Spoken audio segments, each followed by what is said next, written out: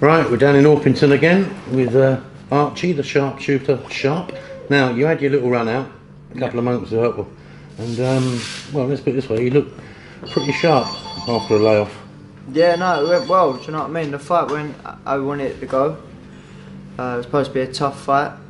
As you know, we went 8 rounds of Woodstock, but we done a good job on him within a round and a half, so it went well. Yeah, I mean, it wasn't the sort of opponent but you're sort of craving at this stage. No. It was just to sort of get you back in the swing of things, but in doing that, you ended up making a bit of a statement. Yeah, exactly that. Like I say, it was supposed to be like not a bit of a low-key fight really, just to get back in, just to get the cobwebs off, because I've been out of the ring since October.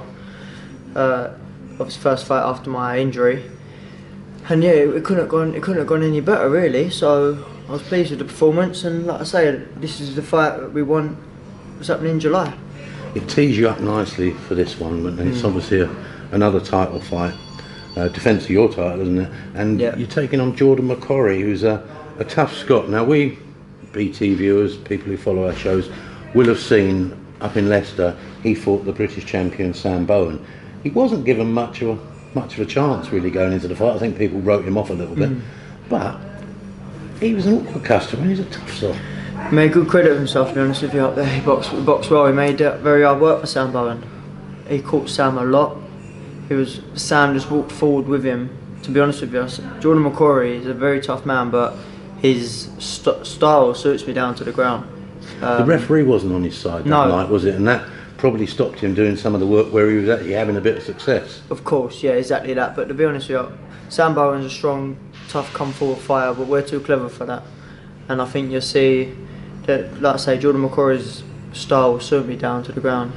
He's going to try and rough you up. I think 100%. We know that, don't we? Yeah, of course. It's all he's got. He can't outbox. You can't try and stand off and box. If he does that, then there's no point in him turning up on the night, because it'll just be a one-way horse race. Do you know what I mean? But if he wants to come and rough me, we're prepared for that. We're prepared for 20 rounds. So if he wants to come and sit on my chest, try and rough me up, then yeah, let him bring it.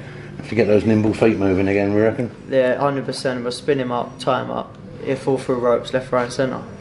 It's a good test, though, isn't it? Because it's a type of opponent that you're going to encounter on your road to the top. Well, exactly that. Listen, he's stepping up to fight for the WBO European title, so the man is definitely not going to leave any stones unturned, and nor we. But we are just a better fighter, and we'll show that on July the 13th. So we've got to come with our A game, and just as much as he will with his, and the best man will win on the night. I think one of the key points is that you respect this fight. So you know it brings dangers, it's got perils, and you're going to have to be elusive, and while you're doing all your skills and everything else, and take it seriously. It's a real one, isn't it? Yeah, 100%. Like I say, it's a tough fight. The man's there. He's stepping up for a good opportunity. He's going to be live on TV, so he's going to bring his A game. And like I say, we'll be with our A game. Of course, you'll be live on TV too, and it's another chance for you to boost your sort of ever-growing profile, really, because you're really starting to get somewhere in that respect. Yeah, we're starting to now. Things are starting to happen. Yeah, just keep in the gym, keep fit, and like I say, it'll all come into play. Is life changing at all publicly in terms of recognition and things like that? Yeah, a little bit. It has a little bit, not major, but yeah, you start to see some sort of change. To be honest with you, having Finchman around helped a bit, but yeah, no, it's going well. You're not a massive social media animal, so you're not sort of seeing it so much in that respect. No, social media has picked up, and the company's not getting in contact. Things have got, like I say, things are going well. I'm pleased where we are, and after July 13th, like I say, we're pushing on to some big things. But I've just got to make sure I do my job in July. Now, before we come on to events that occurred the other weekend in Leeds, but you're going to tell me you haven't seen and go down that road. What we'll do first is to pick up on the story that we've spoken about on the phone, but we haven't done in person, is your connection to Jamel Herring, who recently probably pulled off a bit of an upset against Masayuki Ito. Now, take up the story. You had some sort of contact with him before the fight. Yeah, so a friend of mine who I've done interviews with, Box Hard podcast, has done an interview with Jamel Herring, and before the World Cup, before the fight happened, and he did say that, look, you're ranked, because at the time Jamel Herring was ranked 12th, I was ranked number 10 in the WBO world ranking. Were you on the same podcast at the same time? No, I believe no. So basically, my friend Joey asked Jamel Herring about me, and Jamel said, I've heard of him. He said, look, if I win the WBO world title, he said, Archie Sharp's a name that we're looking at. And of course, I've said from day one, I just have belief in the man. It'll go out and upset the champion, and he has. He's gone up and upset the man. And I had a phone call the next day about the result. And yeah, my name was thrown to Jamel Herring, and he knows, and I believe Top Rank are aware of it. So, but like you said, he's got a mandatory fight to happen, and hopefully we can have the winner of that. You sent a very nice, respectful tweet directly to him. Did you get a response? Yeah, I did actually. I got a response, and like you say, he's a very respected man, great champion, and like I say, he won his world title. It's time for him to enjoy it, and hopefully, like I say, I get the opportunity to step up, and I'll have that shot. Former Marine, I mean. Yeah, he's a tough man. Do you know what I mean? He's a well-respected man, and if you watch his interviews, you couldn't ask for a better sportsman. So no, it'd be lovely to have the opportunity to get in the ring with him and have that chance for the WBO world title. Now you're right in saying there's no immediate rush because he has had a mandatory put on him. I think it's Lamont Roach Jr. So I mean, you've got a fight coming up. He's got another fight. He's got to oblige. So the timings, they might work. Yeah, the timing could work. Yeah, and I see Frank done a little interview as well, didn't he? Saying with yourself, saying that he could, after, like I say, get through July the 13th. Can't overlook no opponent. Get through the July the 13th as well, and he said he can make it happen. Yeah, if it's the fight you want, he said that's the sort of fight we'll make happen. So like I say, hopefully we can get it on.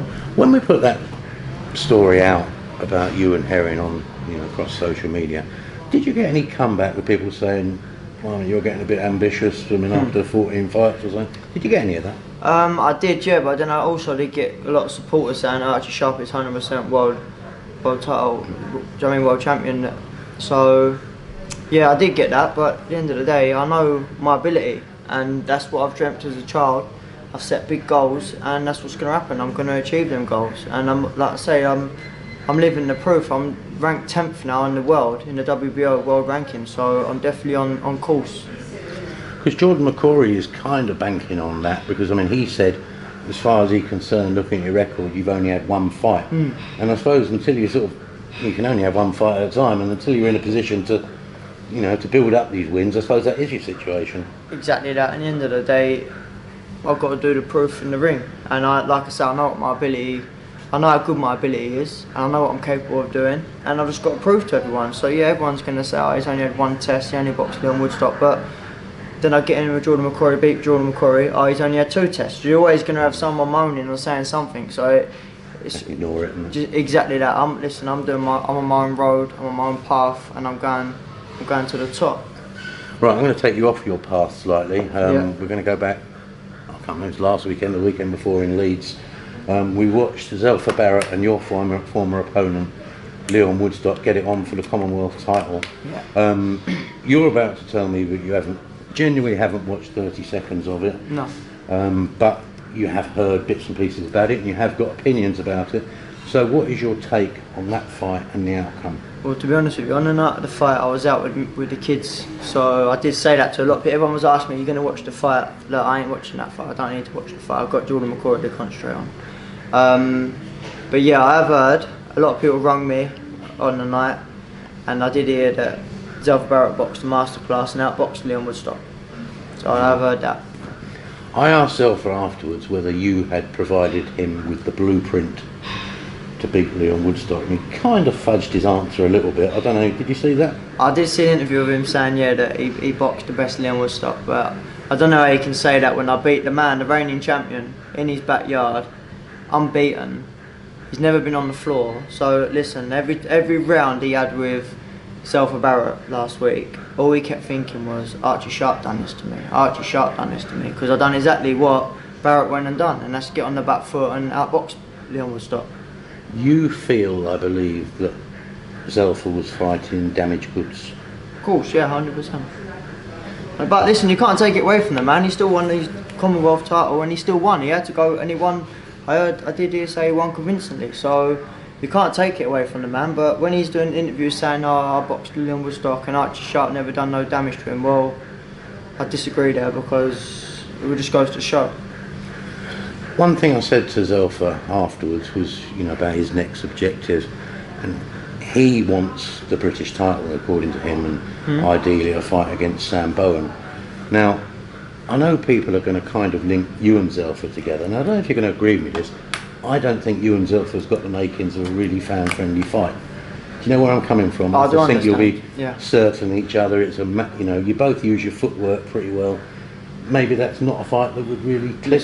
You get that? Styles make fights. I totally agree with you there. And then Barrett, like I say, I haven't watched the fight, but from what I've heard of how Barrett boxed, was he done exactly what I'd done as well, get on the back foot and box. Yeah, them styles could clash, and it may not be a great fight. I don't know. Strictly dancing. It could be a bit of dancing, but at the end of the day, either of you v Bowen looks a good fight. Of course it does, yeah. And the same with McCorry. McCorry's going to be a good fight because he comes forward. So the more the man comes forward, the more he's going to get hit. The more Bowen comes forward, the more he's going to get hit. And listen, if Barrett wants to box how I box on the back foot, then he's going to have exactly the same outcome as me. Everyone who comes forward is going to get hit. And it's just if he can take that to world level, and that's what I've got to see as well. And I'm sure, and I know I can do it. I've just got to go and prove it. Word has it, and I don't know if I haven't seen anything officially announced, is that Sam Bowen is going to make a defence of his title against Anthony Picacci. Would you harbour fears for the possession of his title in that fight? Listen, I think Picacci wins, yeah. I do think Picacci wins, but there is an argument there that Picacci hasn't been very active, so that could be an argument. But he's definitely got it in the locker to beat Sam Bowen, yeah. Is that sort of his Kid Galahad to Josh Warrington sort of thing? Do you know what? I respect Sam Bowen. I think he's a great fighter, and I just do believe a great boxer beats a great fighter. And I think if Picacci's as awkward as he was when he boxed Martin Ward, and yeah, like I said, I think he wins the British title.